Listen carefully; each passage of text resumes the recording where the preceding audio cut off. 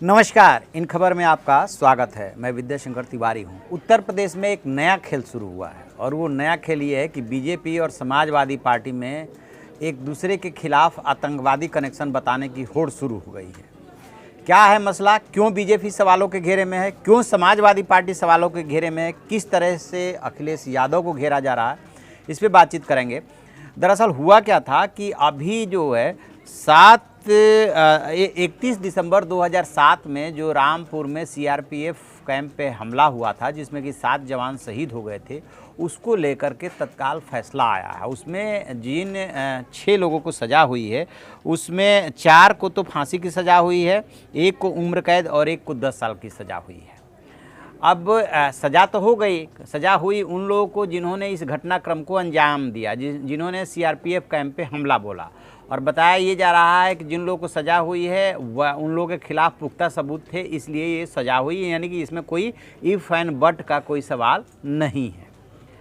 अब बीजेपी को मौका मिल गया है कि अखिलेश यादव को घेरे, क्योंकि अखिलेश यादव बीजेपी को डीएचएफएल मामले में घेर रहे हैं और डीएचएफएल का इकबाल मिर्ची कनेक्शन निकल रहा है, क्योंकि उसकी कंपनी को 2000 करोड़ से अधिक का उसने लोन दिया था और उसी में उत्तर प्रदेश पावर कॉरपोरेशन का भी डीएचएफएल में पैसा फंस गया है, जिसको लेकर के उत्तर प्रदेश के बिजली मंत्री जो हैं श्रीकांत शर्मा, उनकी घेराबंदी हो रही है, उत्तर प्रदेश सरकार की घेराबंदी हो रही है।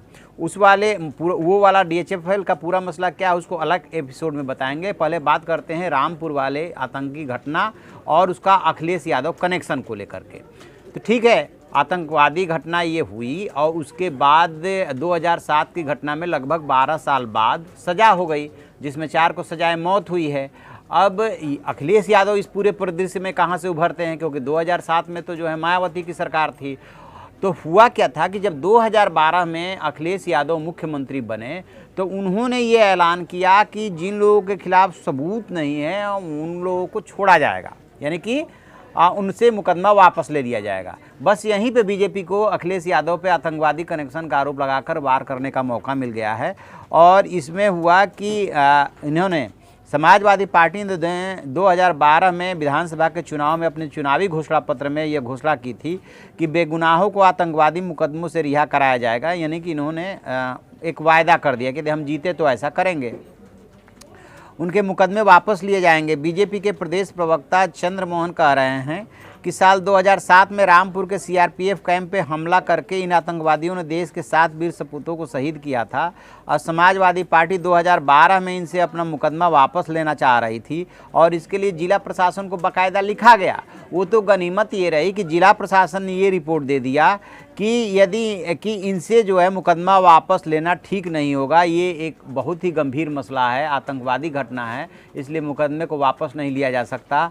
तो जब ये रिपोर्ट लखनऊ पहुंची तो लखनऊ में जो सरकार बैठी थी और जो शासन था उसने अपने कदम जो है मजबूरी में ही सही पीछे हटा लिए। लेकिन बीजेपी ये वार कर रही है कि चाहे प्रशासन की रिपोर्ट की वजह से आप मुकदमा वापस नहीं ले पाए, लेकिन आपने तो इस मुकदमे को वापस लेने के जिला प्रशासन को लिख दिया था और जिला प्रशासन यदि आपके दबाव में आ गया होता तब तो ये मुकदमा वापस हो जाता। तो जो 4 लोगों को फांसी की सज़ा हुई है, 1 को उम्र कैद, 1 को 10 साल की सज़ा, तो आप किसको बचा रहे थे? आतंकवादियों को बचा रहे थे ना। तो आतंकवादियों को बचाने में आपकी क्या रुचि थी? वैसे ही मुलायम सिंह यादव के ऊपर जब उन्होंने 1990 में कार सेवकों पे गोली चलाई थी, तब से उन्हें मुल्ला मुलायम कहा जाने लगा था, क्योंकि उसमें काफ़ी हिंदू मारे गए थे जो कार सेवा के लिए वहाँ पहुँचे हुए थे। और उन्हीं के सक्सेसर बन के उभरे अखिलेश यादव, और अखिलेश यादव ही समाजवादी पार्टी के जो है मुखिया हैं और वही सवालों के घेरे में हैं। तो सवाल तो बनेंगे और बीजेपी घेरने की कोशिश करेगी। अब ये बात यह है कि अखिलेश यादव ने भी पलट के वार किया है डीएचएफएल मामले में बीजेपी पे। तो देखते हैं कि इस मामले में अब ये मामला आगे क्या टर्न लेता है। ये तो आरोप प्रत्यारोप राजनीतिक एक दूसरे के ऊपर लगाते रहते हैं, लेकिन ये बहुत सीरियस एलिगेशन है। क्या है, दोनों पक्ष एक दूसरे के ऊपर आतंकवादियों से संपर्क होने या कनेक्शन होने का आरोप लगा रहे हैं। कितनी इसमें सच्चाई है या सिर्फ ये राजनीतिक है? अखिलेश यादव को ये बात पता थी या नहीं थी कि जिन लोगों के मुकदमे वापस लेने के लिए जिला प्रशासन से रिपोर्ट मांगी जा रही है वो लोग खूंखार आतंकवादी है, या नीचे के लोगों ने ऐसी गलती की? बीजेपी किस आधार पर आरोप लगा रही है? ये सब मसले उठ रहे हैं। देखते हैं और जो भी इसमें अपडेट मिलेगा हम आपको अपडेट कराएंगे। आप देखते रहिए हमारा डिजिटल चैनल इन खबर। Thank you. इन खबर चैनल को सब्सक्राइब करें और बेल आइकन दबाना ना भूलें।